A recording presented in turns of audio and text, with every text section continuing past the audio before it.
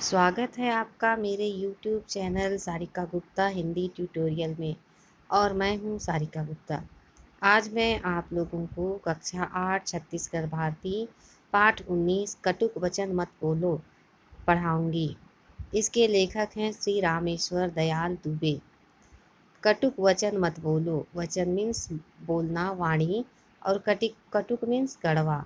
पाठ के नाम से ही पता चल रहा है कि इस पाठ में हमें कड़वे बोल नहीं बोलने चाहिए, ऐसी बातों की सीख मिलेगी।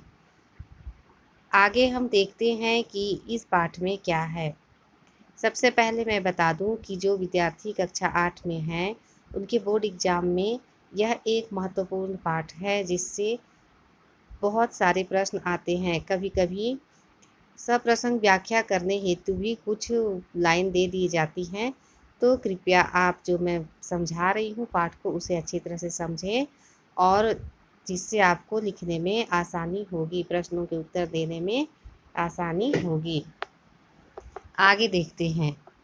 दास प्रथा के दिनों में एक मालिक के पास अनेक गुलाम थे, जिनमें एक था लूकमान। लूकमान था तो गुलाम, किंतु वह बड़ा बुद्धिमान था। उसकी प्रशंसा इधर उधर फैलने लगी। एक दिन उसके मालिक ने उसे बुलाया और कहा, सुनते हैं तुम बहुत होशियार हो। मैं तुम्हारा इम्तिहान लूँगा। अगर तुम कामयाब हो गए तो तुम्हें गुलामी से छुट्टी दे दी जाएगी। अच्छा, जाओ एक मरे हुए बकरे को काटो और उसका जो हिस्सा सबसे बढ़िया हो उसे ले आओ। लूकमान ने वैसा ही किया।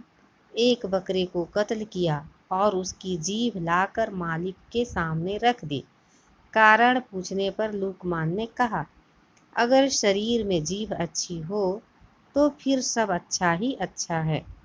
मालिक ने कहा, अच्छा, इसे उठा ले जाओ और अब बकरे का जो हिस्सा सबसे बुरा हो उसे ले आओ। लूकमान बाहर गया, लेकिन थोड़ी देर में उसने उसी जीभ को लाकर मालिक के सामने फिर रख दिया। कारण पूछने पर लूकमान ने कहा, अगर शरीर में जीभ अच्छी नहीं है तो फिर सब बुरा ही बुरा है। एक दूसरी घटना है। एक जिज्ञासु जिज्ञासु जिसे जानने की इच्छा होती हो, चीनी दार्शनिक कन्फ्यूशियस के पास पहुंचा। चीन के दार्शनिक कन्फ्यूशियस के पास पहुंचा और उसने उनसे पूछा, यह बताइए कि दीर्घजीवी कौन होता है। दीर्घजीवी मतलब लंबे समय तक कौन जीता है। वृद्ध कन्फ्यूशियस मुस्कुराए और बोले, जरा उठकर मेरे पास आइए और मेरे मुंह में देखिए, जीभ है या नहीं। जिज्ञासु ने देखकर कहा, जी हाँ, जीभ तो है। कन्फ्यूशियस ने फिर कहा, अच्छा, अब देखिए कि दांत है या नहीं। जिज्ञासु ने देखकर कहा, दांत तो एक भी नहीं है। अब कन्फ्यूशियस ने कहा, जीभ तो दांत से पहले पैदा हुई थी, उसे दांतों से पहले जाना चाहिए था।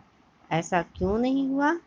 मेरे पास इसका कोई जवाब नहीं, आप ही बताइए। कन्फ्यूशियस बोले, जीभ कोमल है, दांत कठोर है। जिसमें लचीलापन होता है, जो नम्र होता है, वह अधिक समय तक जीता है, जीवन में जीतता है। देखिए, बहुत ही इम्पोर्टेंट लाइन है। जीभ कोमल है, दांत कठोर है, जिसमें लचीलापन होता है, जो नम्र होता है, वह अधिक समय तक जीता है, जीवन में जीतता है। अर्थात जो मनुष्य नम्र होता है वह अधिक समय तक जीता है। जिसका व्यवहार नम्र होता है, वाणी नम्र होता है, वह अधिक समय तक जीता है और जीवन में जीतता है। ये दो कहानियां हैं। कौन कौन सी कहानी? एक बकरे वाली और एक कन्फ्यूशियस वाली। ये दो कहानियां हैं, किंतु एक ही सत्य को उद्घाटित करती हैं, एक ही सत्य को बताती हैं, और वह यह कि जीवन में वाणी का बहुत बड़ा महत्व है। हम जो बोलते हैं उसे वाणी कहते हैं, और इसका हमारे जीवन में बहुत महत्व है। वाणी तो सभी को मिली हुई है, परंतु बोलना किसी किसी को ही आता है। बोलते तो सभी हैं, किंतु क्या बोलें, कैसे शब्द बोलें, कब बोलें, इस कला को बहुत कम लोग जानते हैं। एक बात से प्रेम झरता है, दूसरी बात से झगड़ा होता है। कड़वी बात ने संसार में ना जाने कितने झगड़े पैदा किए हैं। जीभ ने दुनिया में बहुत बड़े बड़े कहर ढाए हैं। अर्थात इंसान जब भी बोलता है तो इस जीभ से ही बोलता है। इस जीभ को जबान भी कही जाती है और इस जीभ ने दुनिया में बहुत बड़े बड़े कहर ढाए हैं। जीभ होती तो 3 इंच की है, पर वह पूरे 6 फीट के आदमी को मार सकती है। संसार के सभी प्राणियों में वाणी का वरदान मात्र मानव को मिला है। उसके सदुपयोग से स्वर्ग पृथ्वी पर उतर सकता है और उसके दुरुपयोग से स्वर्ग भी नरक में परिणत हो सकता है। भारत विनाशकारी महाभारत का युद्ध वाणी की गलत प्रयोग का ही परिणाम था। इसलिए सदा सदा से यह कहा जाता है कि किसी का हृदय अपनी कटुवाणी से विचलित मत करो। किसी के दिल को, किसी को मन को अपने कड़वे वचन से मत दुखावो। कदाचित मंदिर और मस्जिद तोड़ने वाले को क्षमा मिल जाए तो मिल जाए, किंतु हृदय मंदिर तोड़ने वाले को क्षमा कहाँ। किसी का मन, किसी का हृदय अगर आपके वाणी से, आपके बोली से, आपके बोलने से टूटता है तो आपको कभी क्षमा नहीं किया जा सकता। मधुर वचन है औषधि, कटुक वचन है तीर। श्रवण द्वार है संचरय, सालय सकल शरीर। कुटिल वचन सबसे बुरा, जारी करे तन छार। साधु वचन जल रूप है, वर्षय अमृत धार। स्वर्गीय श्री लाल बहादुर शास्त्री अपने विनम्र स्वभाव और मधुर वाणी के लिए प्रसिद्ध थे।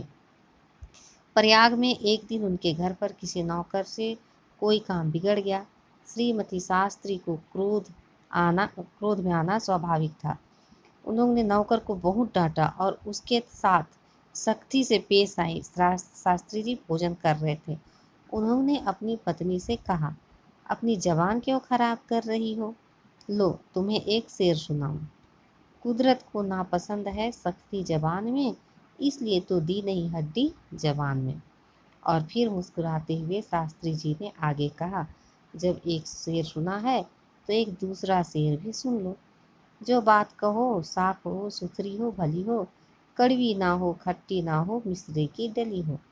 कहना ना होगा इन शेरों को सुनकर श्रीमती शास्त्री का क्रोध का पारा बहुत नीचे उतर गया था। यह